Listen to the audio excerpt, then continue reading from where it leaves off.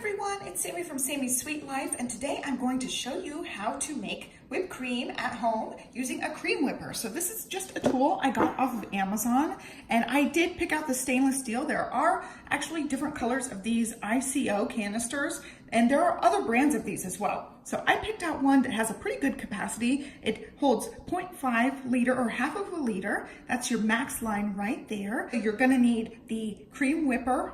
It comes with accessories. You're also gonna need some canisters. You have to actually charge this with the gas. I will link down below the exact ones that I purchased, but these are pretty much universal, but some brand cream whippers have their own proprietary chargers. So you need to make sure that they use just universal ones, and this brand does. The ICO, I can just get the universal chargers and use with this brand. So as far as the ingredients, you can really change this up to suit your taste. I am just making the very most basic heavy whipping cream. We have also in the past made maple syrup whipping cream, so it has a little bit of a maple flavor to it. So for this, I just need heavy whipping cream and powdered sugar, and that is it. I go ahead and just add my heavy whipping cream in here. For my recipe, I just eyeball everything. So you're gonna need one charger for this. And then I went ahead and poured in my heavy whipping cream. Now I'm just gonna add some of my powdered sugar. I add 1 to 2 tablespoons. I don't do a whole big scoop because it's hard to get it into this hole.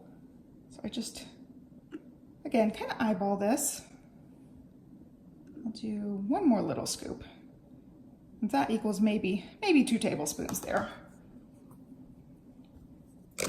And then I added about half of the container of this. So this is 1 quart, so I added maybe a pint of this. I've been using this for other things as well. This is my second batch of whipped cream that I've gotten out of this one big bottle here. And I'm just gonna put on my lid. And they come with different tips. I've just been using this tip for now. I've used other ones in the past. It doesn't really matter what you use. You wanna make sure this is on nice and tight, because if there's any sort of gap here, your air will escape. And you're gonna be pressurizing this, so we gotta be really careful. So it's nice and tight. And then I'm gonna take off this little backing here. That's where you pressurize it. And then that's the tip that you get your whipped cream out of. So for this, I have this piece here, and you stick in your canister, and then you'll wind it in here. And I find that when I know I'm getting close to puncturing this, I try to twist it on as fast as possible so none of the gas escapes out. When it's not tightened all the way, the gas will start to escape from this little hole. So I try to tighten it as fast as possible when I know I'm getting close to the end. And so you'll feel a little bit of a give when it's gonna puncture through. Okay, so there, I know that I'm gonna have to try to go really fast for this next part so that we don't lose much air. The first few times I did this, I let a lot of the air out and had to use a second canister. So let's go ahead and, you heard that noise. It put all the pressure into here, and it actually starts feeling a little bit colder to the touch because this does have nitrogen in the gas. All right, now we got the air out. I'm gonna try to squeeze it really fast so that nothing comes out. You heard that little squeeze. I tried to go fast because now this is stopped here. And there's the little hole in the canister. This is used up. And so this can be discarded. I'm pretty sure these can be recycled. Right now, I'm just kind of holding on to mine because I only have a little stack of them, but I'm gonna see what I can do with those because it is metal. It probably can be recycled. And then I put the cap back on there.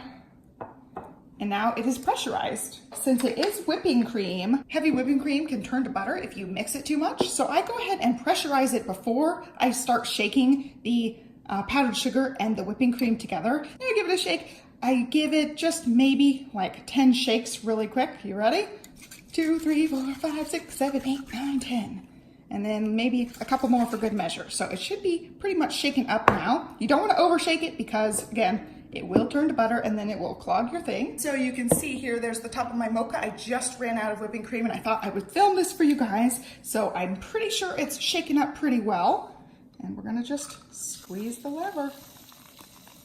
There you go. Beautiful whipping cream, and it tastes so good. The Starbucks stores use a similar device. It's just a cream whipper. I'm sure they have a different brand that they use. I just picked up this one off Amazon. It doesn't have a whole lot of stuff in it. It's just the heavy whipping cream and the powdered sugar, and I'm just hooked. I absolutely love it. It just adds a little bit of extra to my drink here, and you can see like my chocolate is swirling in. I do a splash of the heavy whipping cream or a creamer of some sort with a little bit of the chocolate to drizzle down, and it kind of falls down into the mocha. This is more of like a triple mocha that you would get at Starbucks. I just make it at home. I do have a video on how I made my mocha frappuccinos in the past.